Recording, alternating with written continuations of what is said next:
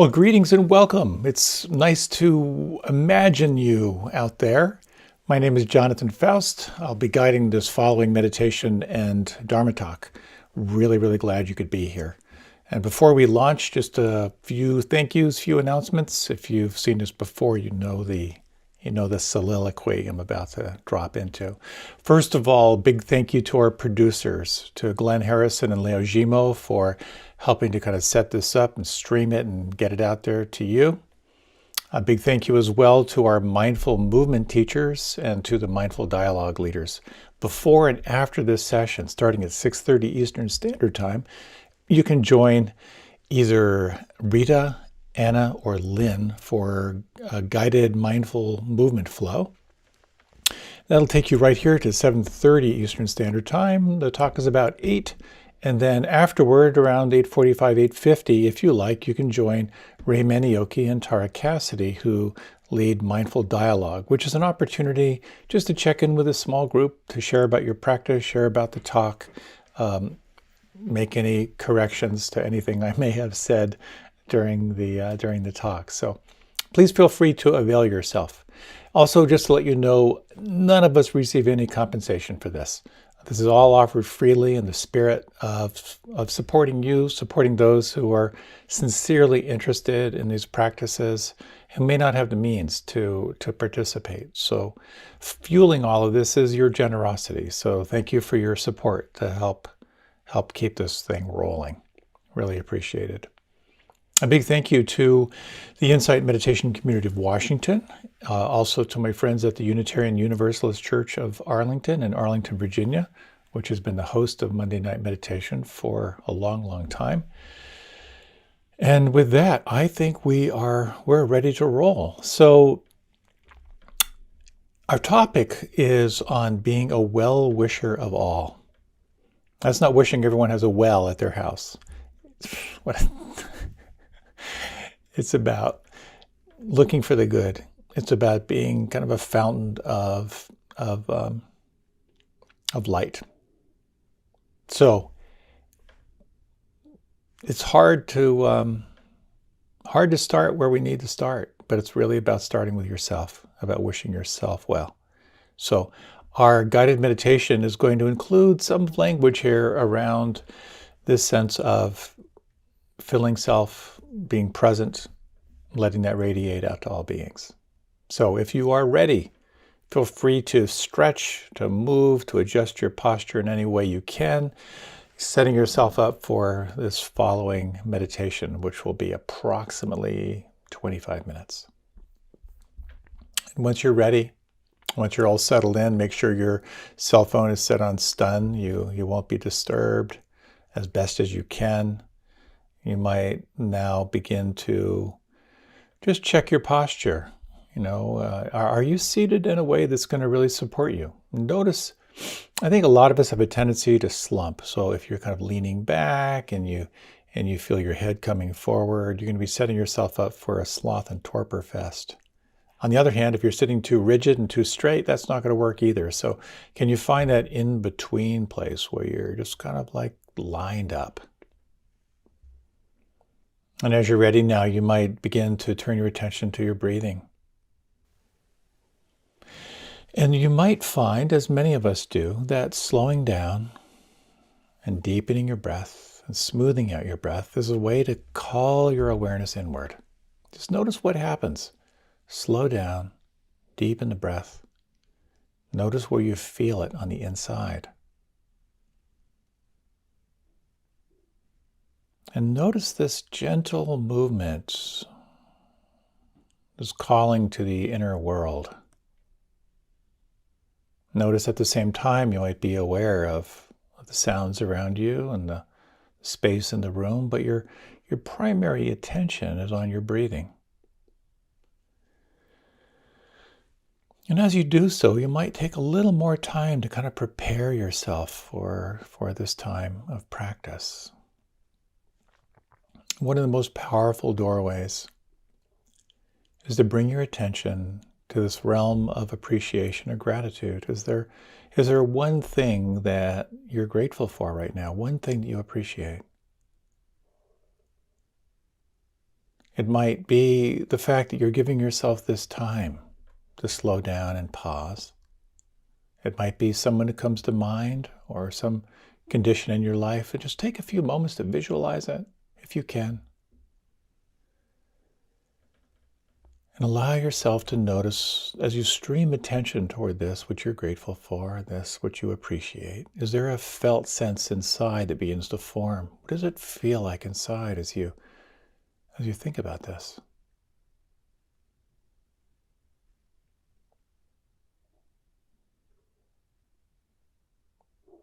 You may notice, and you may not notice, but you may notice that in this sense of gladdening the mind, which is kind of the phrase that we tend to use, and that there's there's a sense of a softening, kind of a sense of receptivity.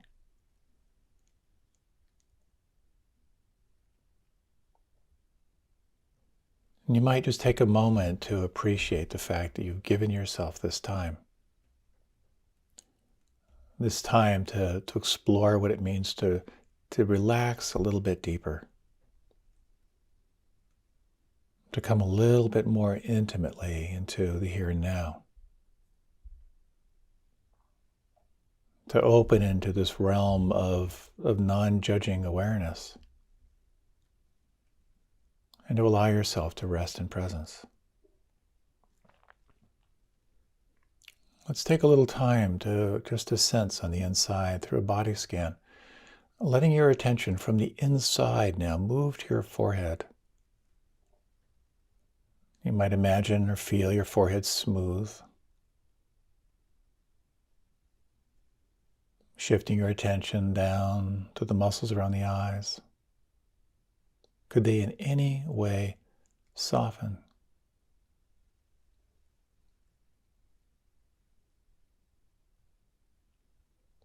And sensing now through the muscles of your face, all these little micro muscles that form all the expressions. And notice now, can you soften the muscles of the face, expressionless?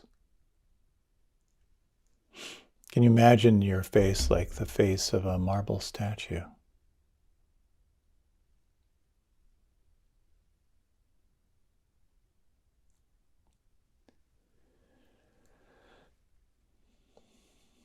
Let your attention now move to the inside of your mouth, a very intimate place, a place where we tend to hold tension. And notice if you can, in any way, soften the jaw. Let the jaw just very slightly hang a little bit. Let the gap between the upper teeth and the lower teeth open. And notice if you can relax your tongue. Is it possible to relax even the root of your tongue down into your throat?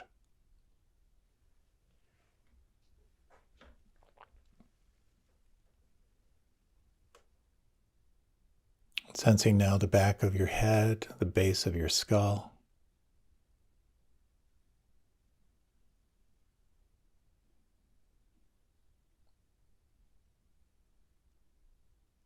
To assist you in softening to the shoulders and arms, you might imagine your arms like heavy drapes, hanging from the shoulders, and feel or imagine your shoulders falling away from your ears as you sense down through the elbows,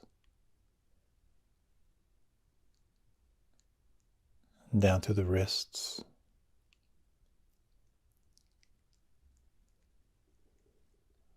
Letting your awareness now flood into the palms and the fingers and thumbs and the backs of the hands.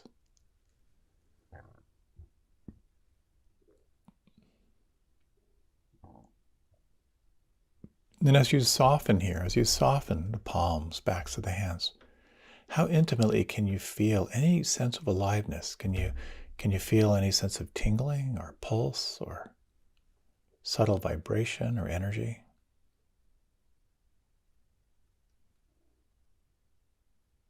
Noting this quality of relaxation, receptivity, and presence.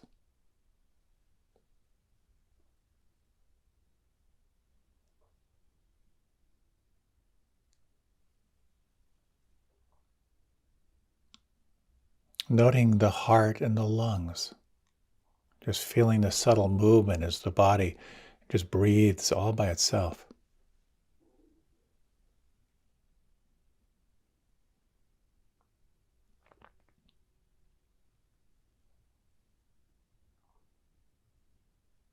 If you bring your attention to your diaphragm and rib cage, how subtly can you feel the movement here? You may notice the diaphragm slightly lifting and flaring on the inhalation, slightly in and downward on the exhalation.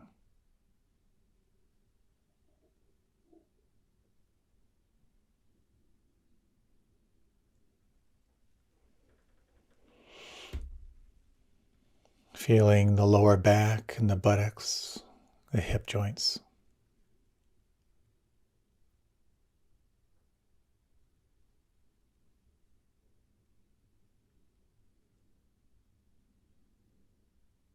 And you might shift your attention to the region just below the navel. And for the next 3 breaths, just let your attention rest here. Relax, soften, and notice how intimately you can feel movement and sensation.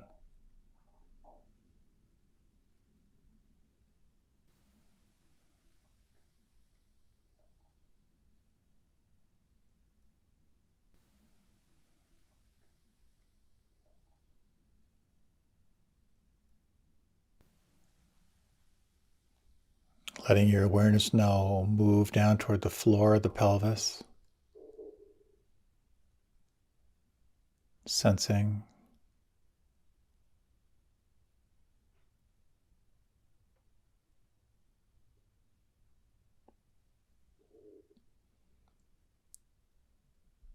And feeling or imagining the volume, the weight, and the length of your legs from the hip joints down through the knees.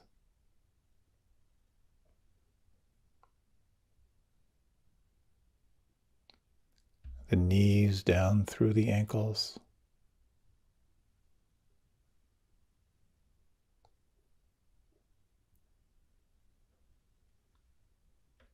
And can you feel the volume of your feet, the tops of your feet and your toes?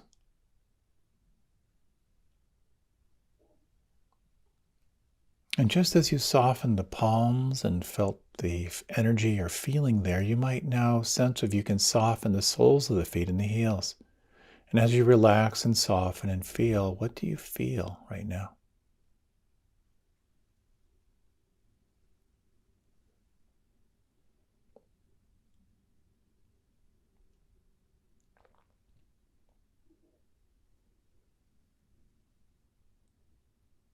Is it possible now just to sense the whole body from the inside? And notice, is it possible in any way to soften or relax or let go right now?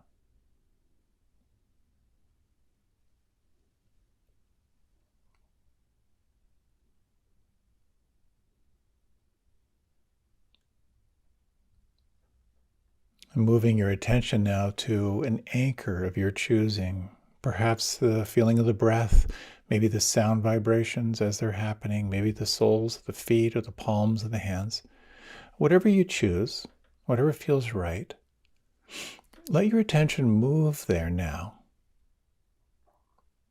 And as you establish your attention here, notice what it feels like from the inside.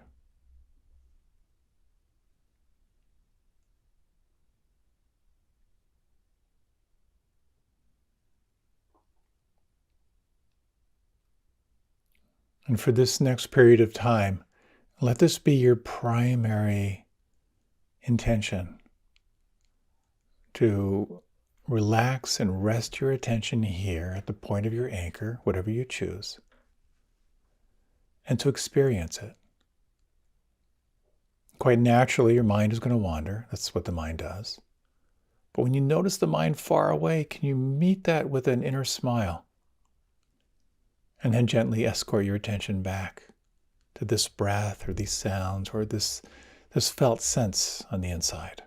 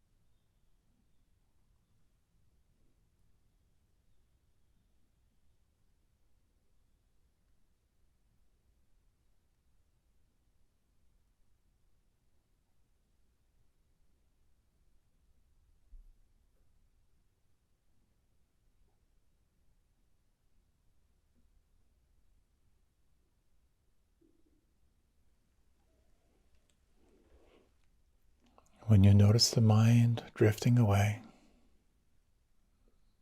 take some time to relax, feel on the inside, re-arrive, and guide your attention back to your anchor.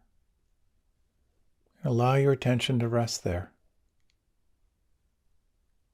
relaxed at the same time alert.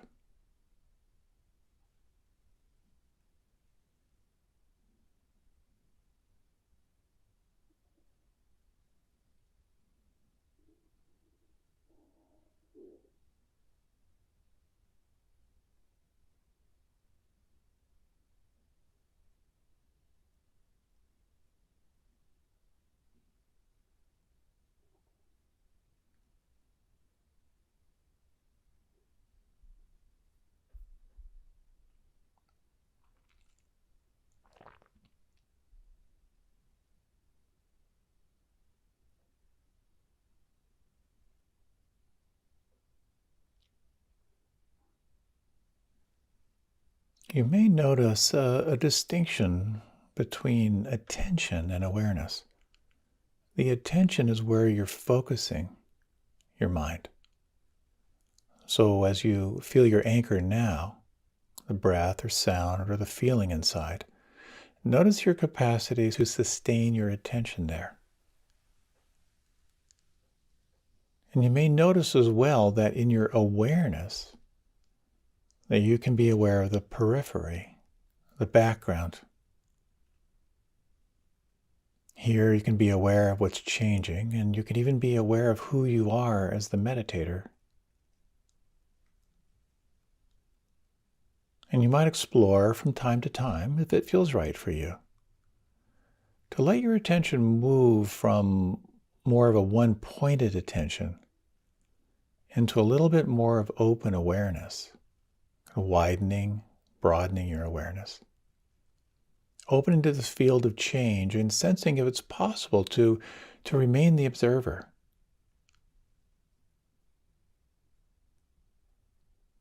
When your mind gets lost, allow yourself to re-arrive, relax, spend some time with your anchor, and then again, broaden, open to the periphery.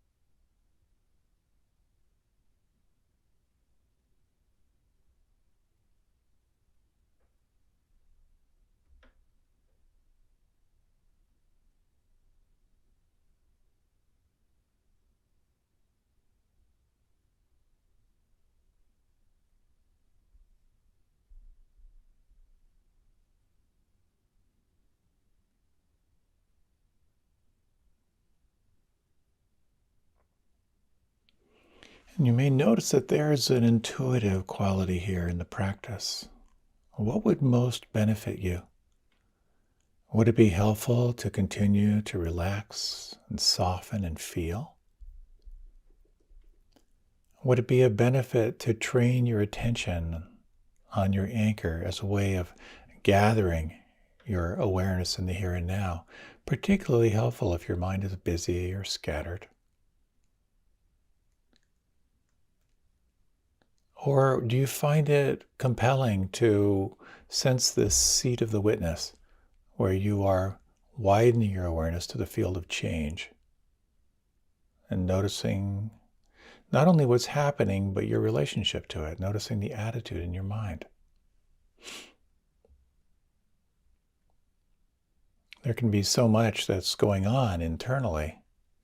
And just reflecting on these components of practice, of the foundation of deep relaxation.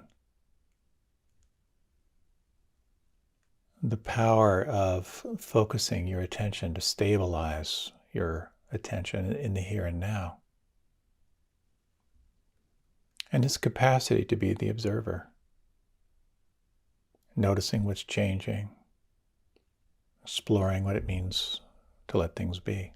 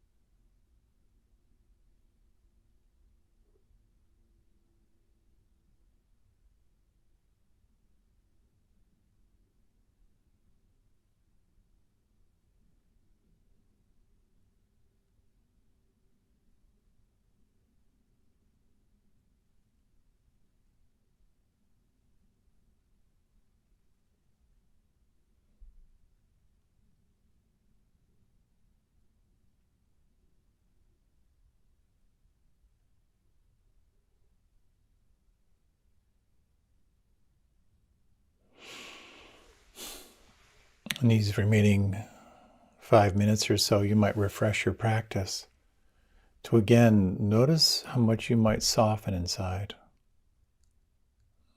The forehead smooth and the muscles of the face relaxed. Sensing the inside of the mouth.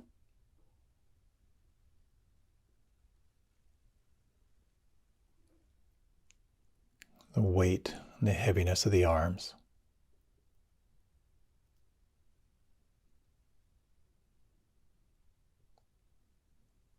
Feeling from the inside the belly. Noticing the movement of breath here very subtly down deep.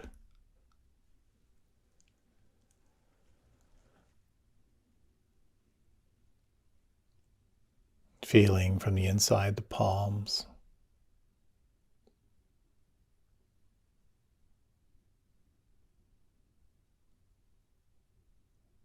The soles of the feet and the heels.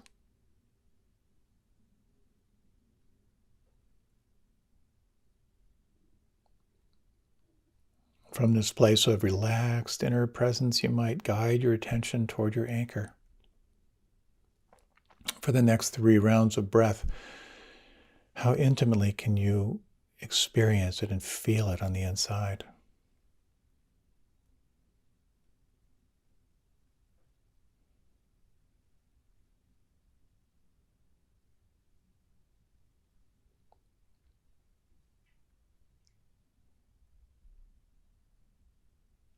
Can you sense this quality of the observer or the witness? Awake to everything that's changing and at the same time allowing things to be. A quality of both curiosity, maybe even a quality of kindness or empathy. Sensing the flow or the stream of your experience.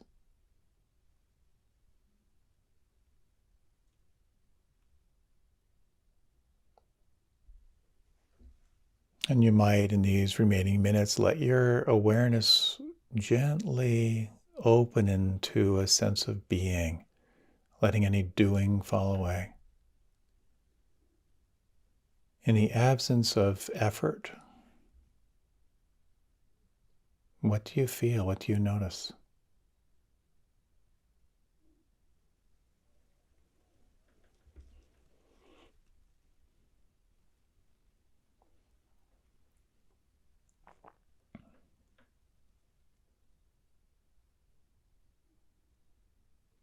Is it possible to relax even more, to soften even more,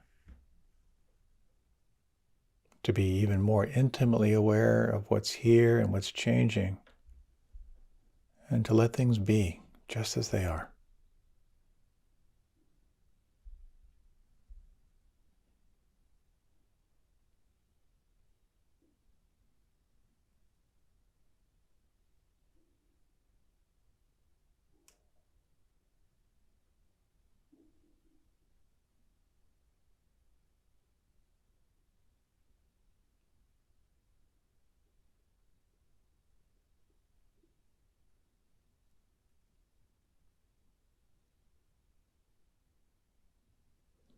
Imagine you are not doing meditation.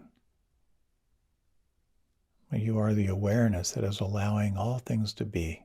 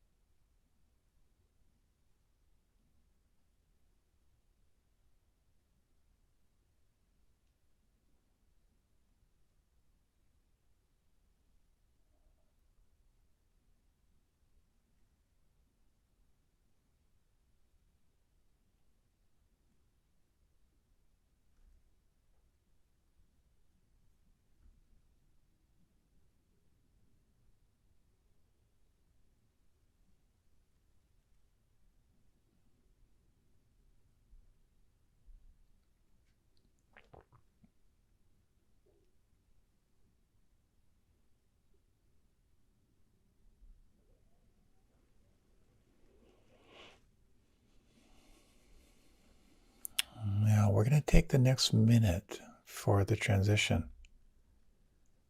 Let this be easy and slow, and you might bring your attention to your breath and gently lengthen the inhalation and completely soften on the breath out.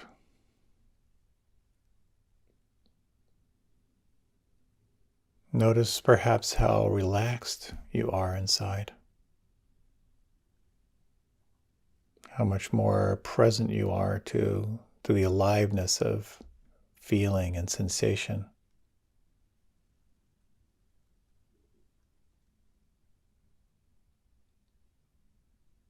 Noticing anything that may have moved or shifted or changed over this last period. And you might, in your own way, wish yourself well. May the fruit of this practice be of benefit to you. May it be of benefit to others.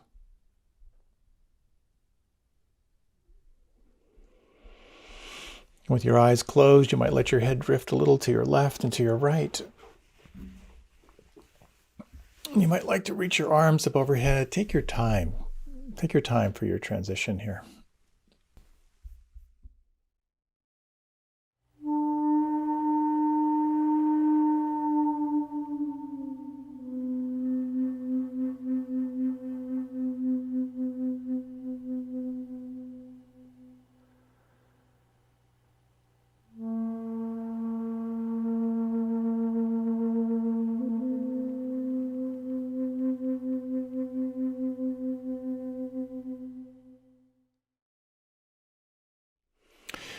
Welcome.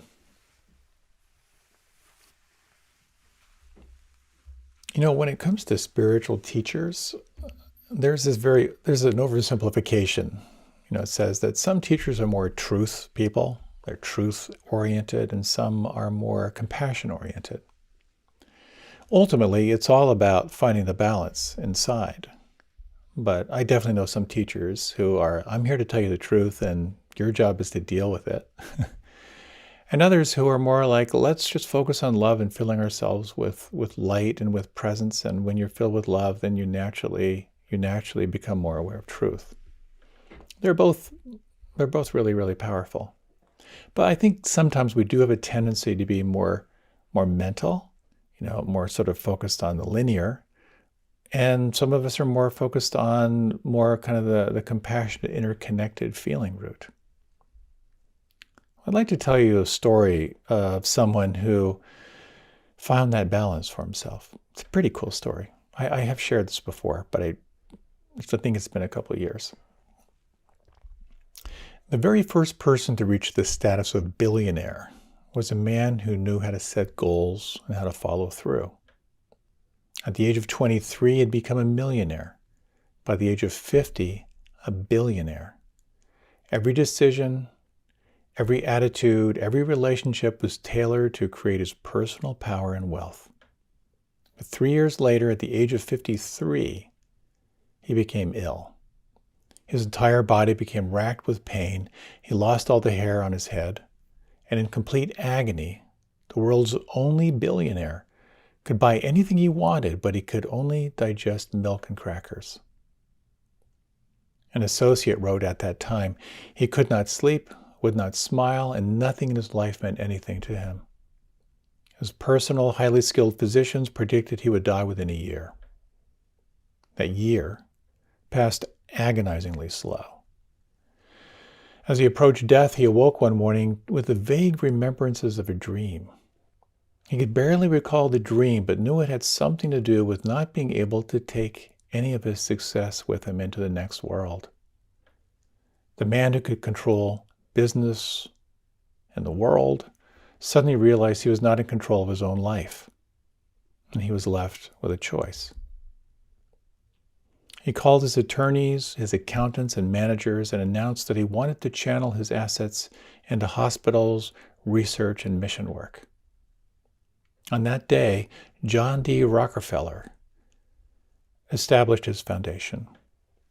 This new direction eventually led to the discovery of penicillin, cures for current strains of malaria, tuberculosis, and diphtheria. The list of discoveries resulting from his choice is enormous, but perhaps the most amazing part of Rockefeller's story is that the moment he began to give back a portion of all that he had earned, his body's chemistry was altered so significantly that it got better. It looked as if he would die at 53, but he lived to be 98. Rockefeller learned gratitude and gave back from his wealth. Doing so made him whole. It's one thing to be healed. It's another to be made whole. That's a pretty cool story. A pretty amazing story of moving from one polarity of I, me, mine, to a sense of interconnectedness. And it's a balance each one of us has to find. We have to figure out what that is. I shared a little bit ago a question that really, it still kind of resonates with me. And that question is, what are you becoming? And as someone who's always been like a personal growth junkie, wanting to actualize myself, I just thought, well, what am I becoming? What do I want to become? And, I'm pretty informed by the Dharma and really was like, I want to become more wise. I hope I'm becoming a wiser person. I can see more clearly into the nature of reality. And I hope I'm becoming more compassionate. Which kind of led to this question of like, well, am I a wise person right now? And am I a compassionate person right now? And that question primarily on, am I a compassionate person, led me to reflect on some unhealed parts of my life. Some old resentments that I managed to groom, and some work I have to do to kind of clean that up. But there's definitely something in me that feels called to be more awake and more compassionate. So this whole sense of being a more compassionate person, leads me to this inquiry in terms of, I love the phrase, to be a well-wisher of all. What does that mean, to be a well-wisher of all? To me, it means to be that generous and compassionate person. It's to have the intention to be a well-wisher of all, but also to have that backed up through action. And at the same time, it's important to find that balance, because you can be a well-wisher of all, and it can sort of, glide into someone who's non-confrontational and a little bit smarmy. So wisdom and truth-telling is an important part of that balance. But erring on the side of compassion, I don't think there's any harm in that. I think an important part of practice is aspiration, to really have a sense of the star by which you're going to guide your boat. And it brings up this whole concept of what's referred to in the Dharma tradition as the concept of bodhicitta.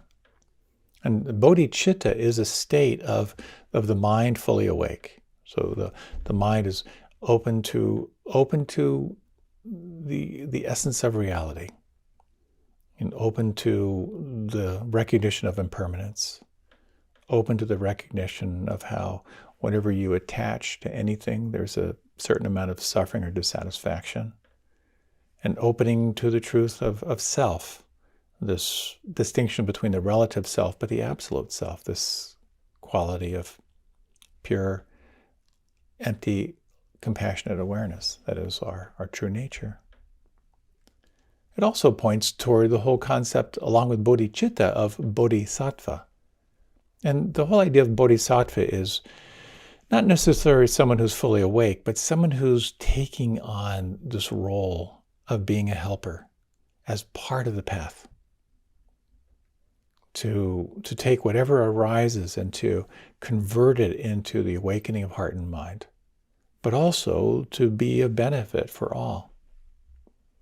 I've shared in the past how when Tara and I got married, so many years ago, we took that occasion to take our own version of the Bodhisattva vow, which is, again, setting that direction, choosing the star by which you're going to guide your life. And the phrase we chose in our vows is, may whatever arise serve the awakening of heart and mind and be of benefit to all. Phrases really come in handy a number of times, particularly when I'm in conflict with her. May whatever arise serve the awakening of heart and mind and be of benefit to all. Really helpful. So what I'd like to talk about in the time I have with you here is, first, what the Buddha said about being a well-wisher of all and why that's an integral part of a mindfulness practice. And second, how the practice of keeping your heart open and radiant can shift your consciousness and shift your light. And third, to talk about what gets in the way. How do you keep that cycle of well-wishing going? And then fourth, to reflect on the power of action, to kind of contemplate what it means to be a well-wisher in a really real and tangible way. So as you well may know, the story of the Buddha is kind of the story of the hero's journey. Feeling the calling, resisting the calling, pursuing the calling. And his practices, when he started off, were all about austerity, arduous, really, really intense practices about pushing the body, beyond its limits and denying the body. And of course, from there was sort of like the awakening into what we call the middle way, of cultivating balance. And also about this awakening of the two wings, the awakening of awareness, but the awakening of the heart. Among the very, very first trainings he gave after his awakening was on the topic of generosity, on the topic of well-wishing. So if you take a moment now just to think about a time when you were generous, when you gave something to someone and you felt good about it, if you can take a moment to kind of think about that, and you stream attention toward that, what did it feel like to be generous, to be kind, to express that?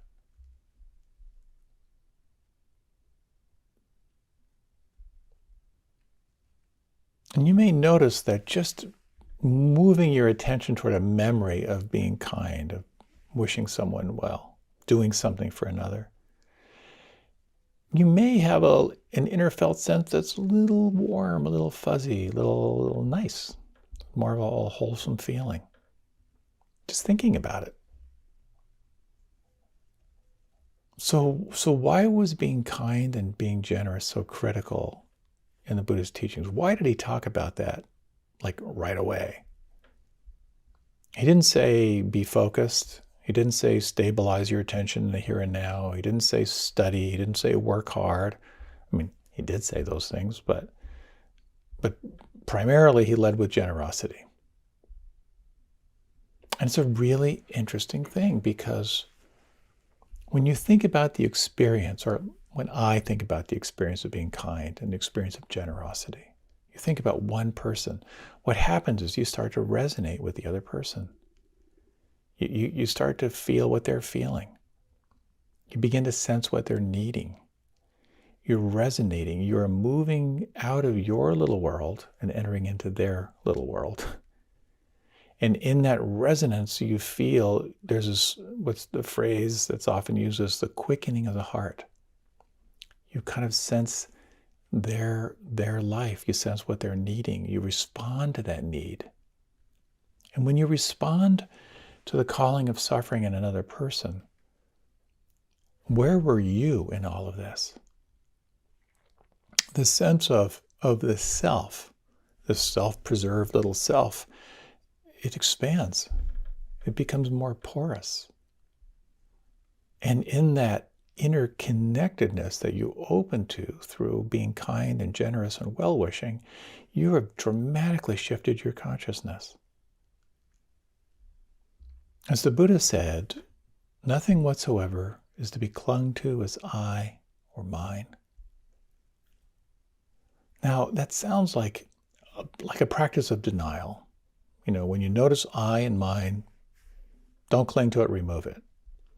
But sort of a counterintuitive approach to happiness is actually embracing generosity, embracing our interconnectivity. And it'll move you from a tightly held, fear-based self to one that is more connected and more independent. What you hold on to binds you. When you hold on to I and mine, you are bound by that. And what you can let go sets you free. So in essence, that's it. Let go of self-centeredness. Connect with something larger than you. And something happens. Many studies have been done on depression. That when you're depressed, one of the, and this is not a blanket statement, but in many, many cases, when you move into acts of service, it'll shift your state. Generosity is something you can take on as a practice, and it becomes an amazing mirror to your own selfishness. I remember there was a movie I saw where a father was wanting to punish his son for doing something really, really stupid, and he kind of denied him something he really, really wanted, and the son started crying really intensely. And the father said, well, I wanted you to be miserable, but not that miserable. You know, we feel each other's suffering and each other's pain so much. So being generous in a world of such selfishness is not a small thing to take on. And part of it is around kind of like actively embracing this transformative practice of being kind and generous in a world that is not so kind and not so generous. You know what it's like when you feel wronged? When you feel like someone's taken advantage of you or someone lied to you? It's so important to see it clearly.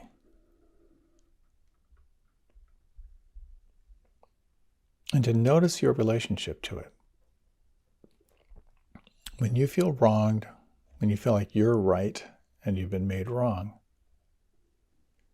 it's a very, very powerful opportunity to look at the nature of that self-preservational self. To notice how you're holding on. To notice what you're holding on to. Giving up the need to be right is really, really tough. Have you ever had that experience? I know I mentioned this before, when you're in a conversation with someone and you realize that you're wrong. How long does it take? How long does it take for you to own up to it? Some people just dig in deeper, because to be wrong, to be perceived wrong, that's just not going to happen. And some have more of a capacity to say, like, wow, you know what? I see your point, and I think I was mistaken. But boy, that becomes a very, very powerful mirror. In the Dhammapada, there's this great phrase that says, if by giving up a lesser happiness, one could experience greater happiness, a wise person would renounce the lesser to behold the greater.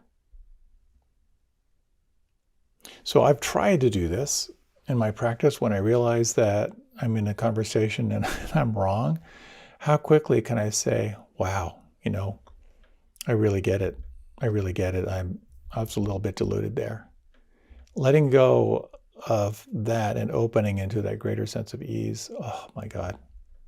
It's so good. As they say, in the Shunryu Suzuki said, in the expert's mind, there are very few possibilities. In the beginner's mind, infinite possibilities. So to be a well-wisher of all really means to take on this consciousness of generosity, to train yourself to see the good. And when you do that, it can be a very, very powerful practice.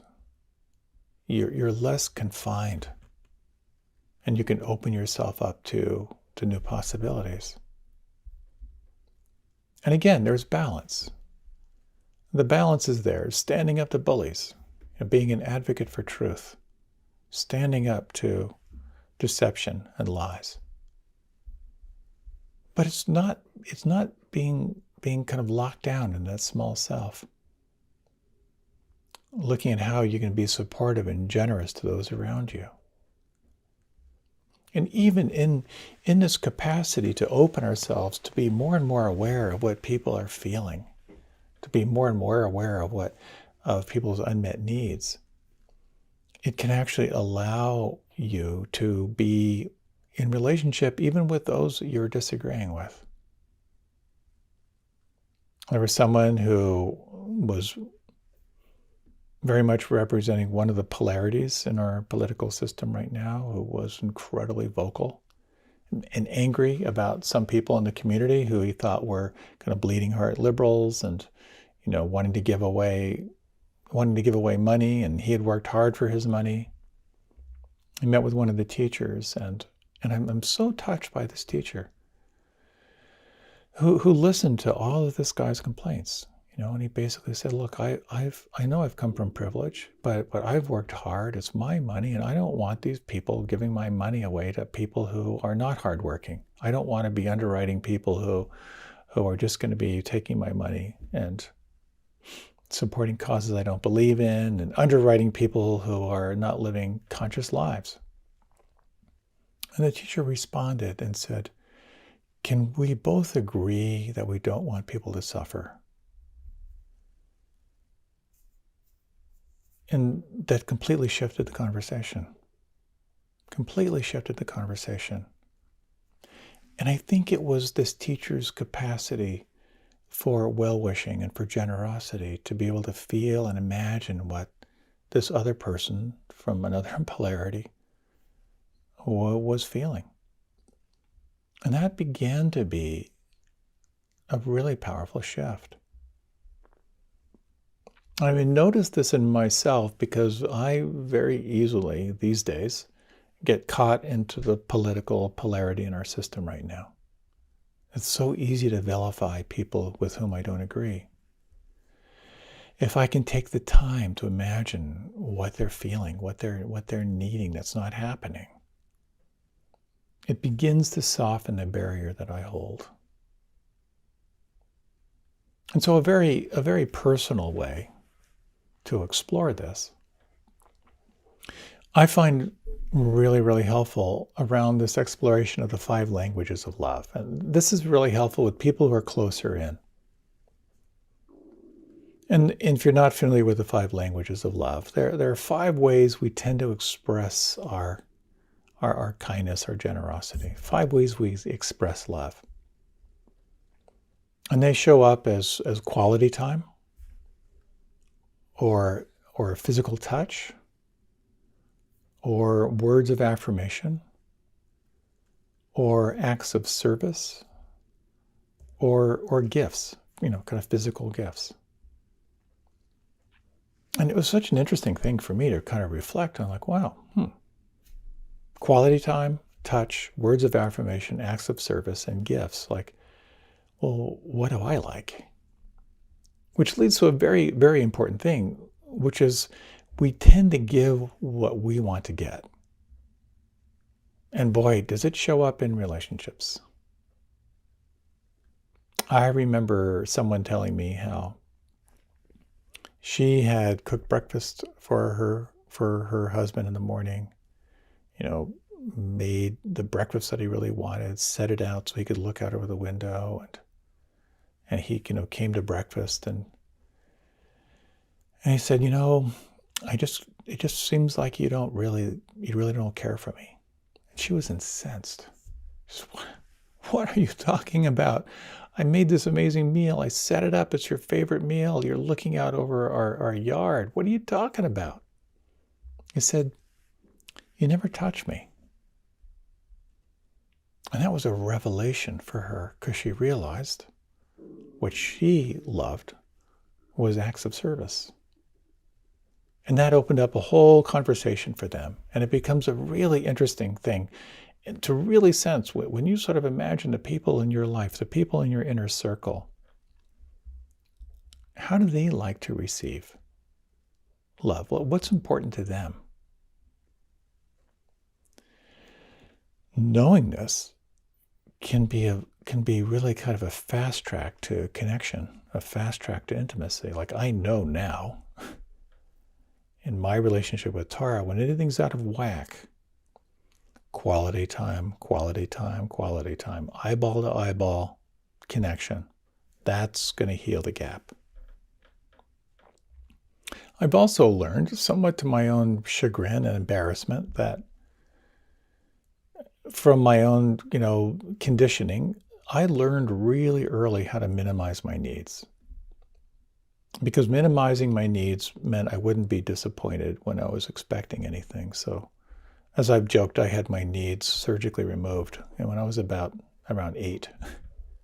So for me, acts of service, when someone actually anticipates what I need and does something for me, blows my circuits.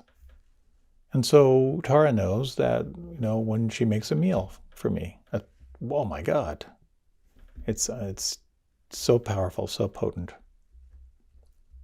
So understanding your own love language is really, really helpful, but really tuning into the people around you, oh my gosh, it's amazing. And it all comes from your capacity to feel and imagine what another person needs, and to fill that gap. I have to say, just as an aside, that I am so grateful in my relationship with Tara that her love language is not gifts, because I have major stress around giving gifts, and maybe you do too.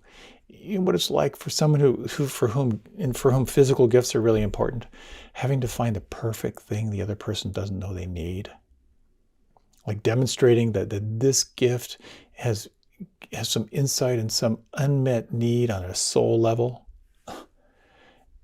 I just couldn't take it. I just couldn't take it. So I'm really grateful for that. So there's a great quote. What's the name of that? It's a sitcom. The Big Bang Theory. Sheldon Cooper is a somewhat on the spectrum person. He said this about the stress of gift giving. He said, so in essence, the essence of the custom is that I now have to go out and purchase for you a gift of commensurate value and representing the same perceived level of friendship as that represented by the gift you've given me. It's no wonder suicide rates skyrocket this time of year. I relate to that. So how do you give? How do you be a well-wisher of all? And I'm always reminded of when I was kind of involved in boards. Boards of directors always talk about the 3 W's: wealth, wisdom, or work. And so either you can offer financial support, your wisdom, or your physical actions. Sharing wisdom and compassion has a very, very high value. To be there for someone who needs help, to listen to someone who's struggling. Now, it's easy to take this on with a sense of guilt. That's the other shadow side, the sense of I'm not doing enough. You know, I felt guilty about not being in touch with some old high school friends, and then I remembered they also had phones. They also have access to email. That eases it a little bit for me. But I'd like to talk a little bit, with some of the time I have left, about what gets in the way of this intention to be a well-wisher of all. I said, again, one of them is when you take it on as guilt. And that's a big issue that many, many people carry. It's just a sense of guilt at the privilege that they've had. The other is when your cup is empty. And you probably have that experience, when there's just nothing left to give. When you feel burned out, when you feel depleted, when you feel exhausted. And this always, to me, points toward one of the most important elements having to do around practice. And that is the importance of filling your cup. Whatever it takes, not only to fill your cup, but actually to fill it to overflow.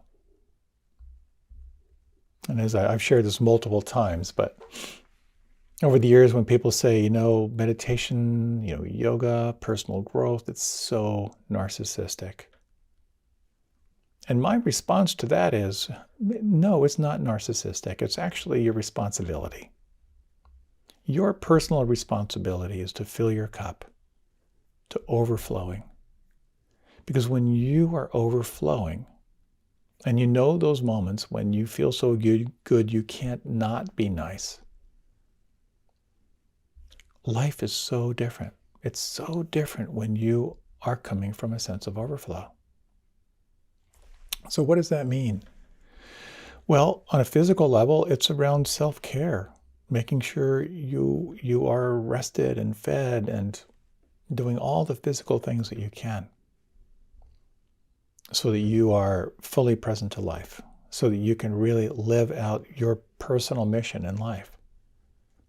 It also means being aware of the holes, being aware of what's draining you, being aware of the unhealed places inside, and taking time to explore where you're leaking energy, to patch those holes. And this is a byproduct, of course, of a practice. Any practice, yoga, meditation, anytime you slow down and come into presence.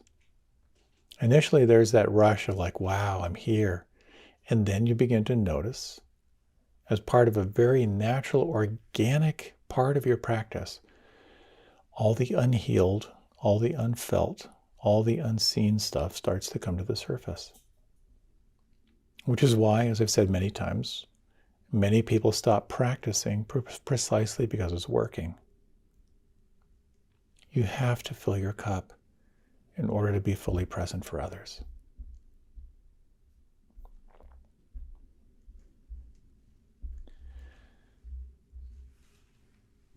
there are some small ways that you can bring your attention to the relational field that you're living in. Because unless your cup is full or pretty full, you will be caught in self-preservation. It'll be about just managing your energy so you can get through the day. And I understand that. I've been there. And it's a very, very important thing to acknowledge when you can't be a well-wisher. You have to tend to what's there.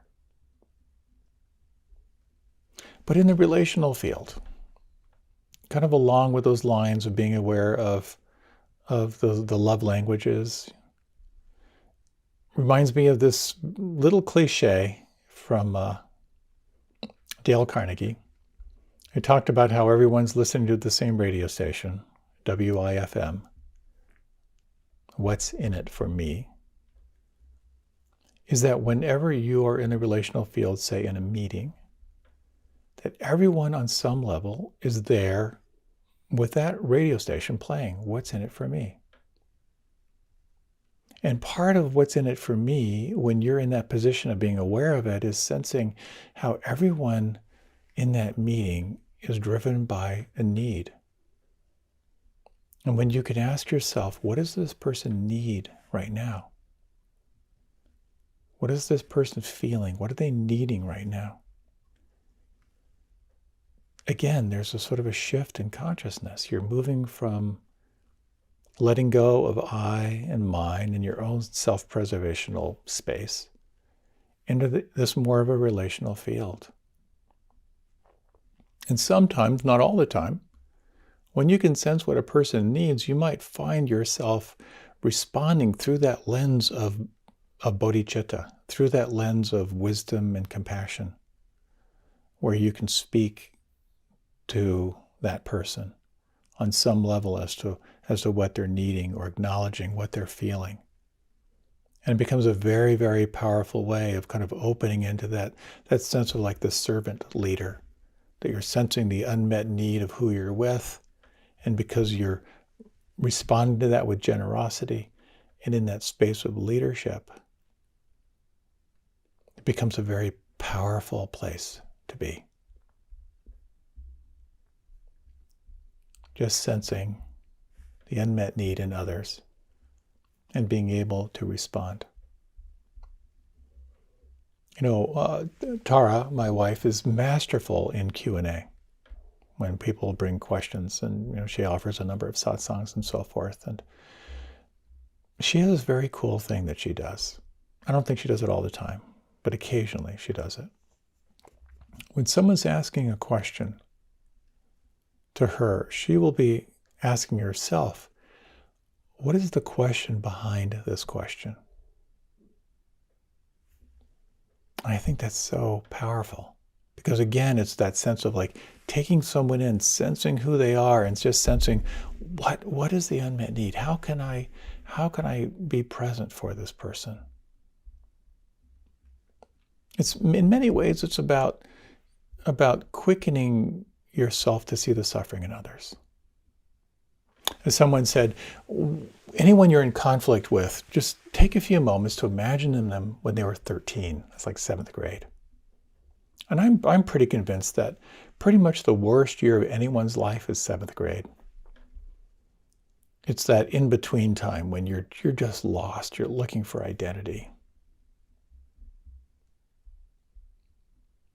It's also really helpful with parents. Imagine your parents when they were 13. That vulnerable, awkward stage. And it's hard for your heart not to respond in some way.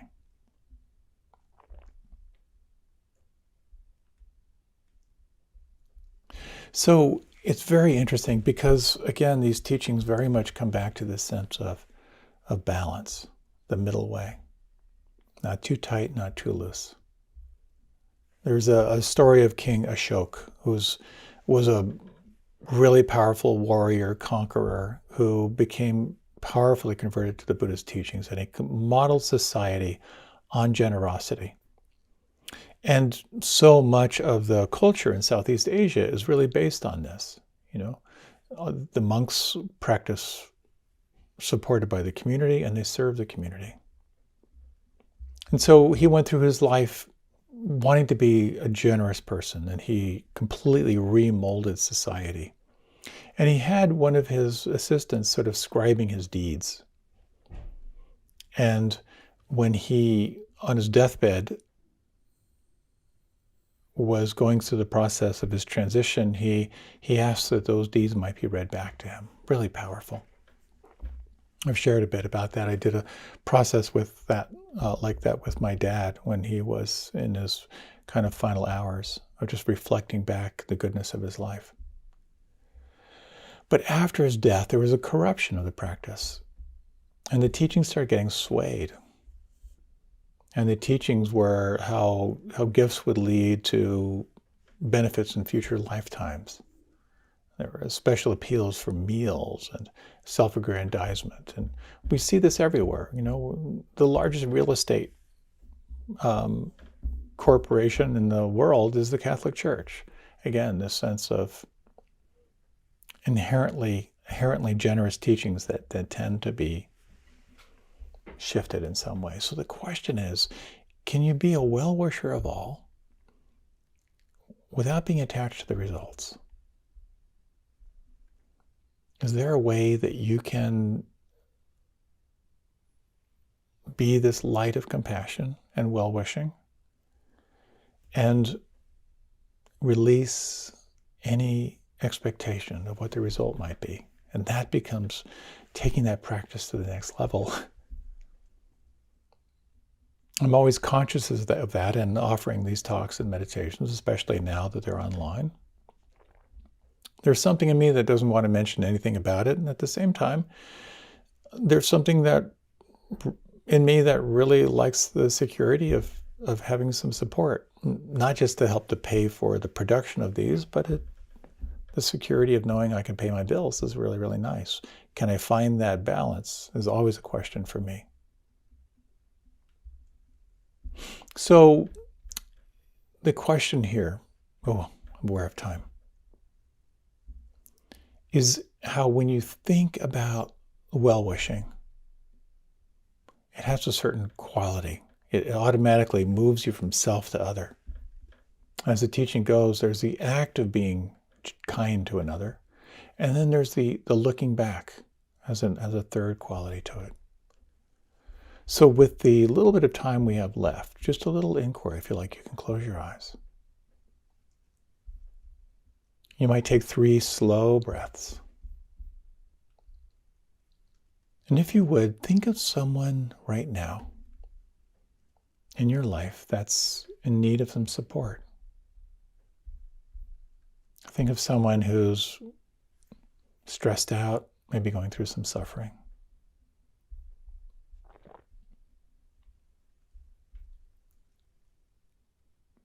Is there a sense of what they're feeling right now? If you could do a little role reverse, what are they feeling?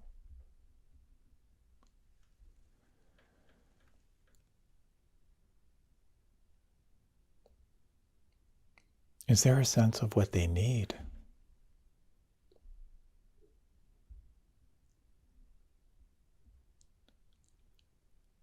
And now exploring this question, what might you offer as an act that would support them? If you were to do that, letting go of any expectations, what would that be like? What would that feel like inside?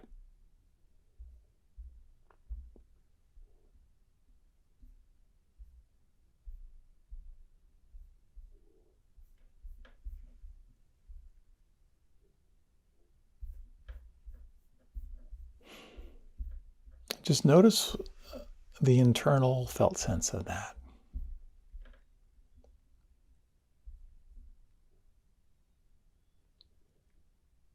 If you like, you can deepen your breath. If you like, you can open your eyes.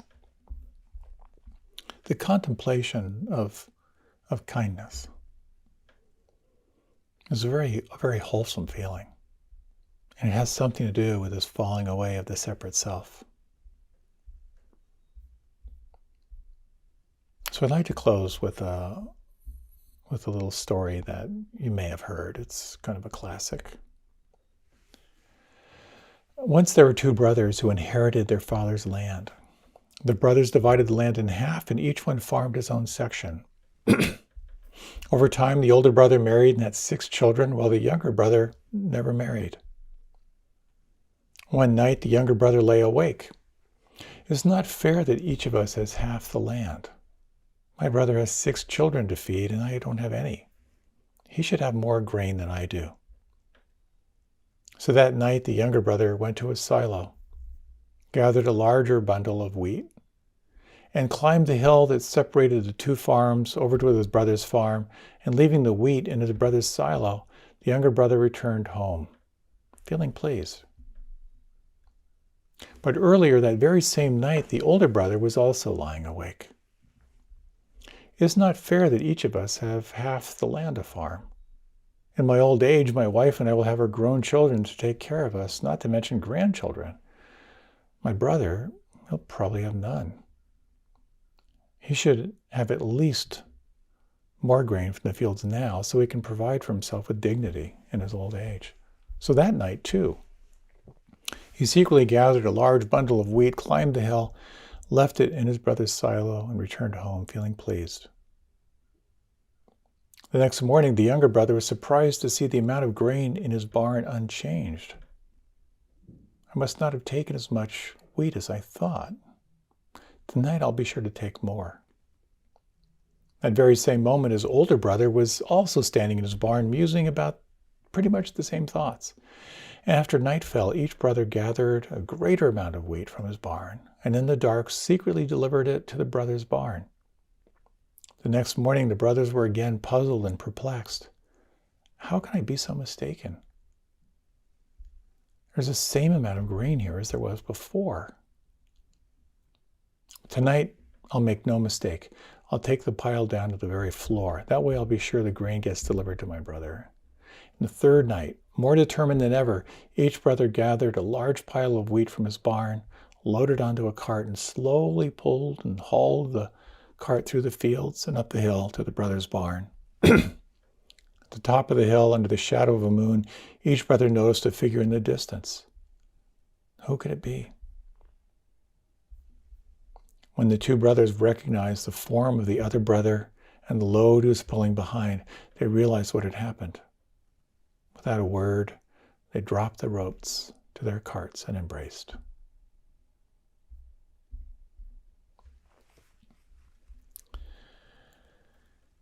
There's another version of that story where each brother, in their own fear and anxiety and self-preservation, took wheat from their brother's silo and met in the field and never spoke again. If I have any choice, I choose the former possibility. To attune myself to the suffering of others, and to take this position of being the well-wisher as best I can, knowing it will be imperfect, but knowing that this is the path that I'm choosing, one that will help to shift me from a sense of I and mine, and more into a sense of interconnectivity. And I think that's what's possible in this practice. And so the question becomes, is it possible to fill your cup to overflowing? To sensitize yourself to the love languages of others, and to be the one who steps forward in that way. Thank you so much for your time and for your attention. I really enjoy sharing these practices, and I hope they are of benefit. And many, many blessings. Thank you so much.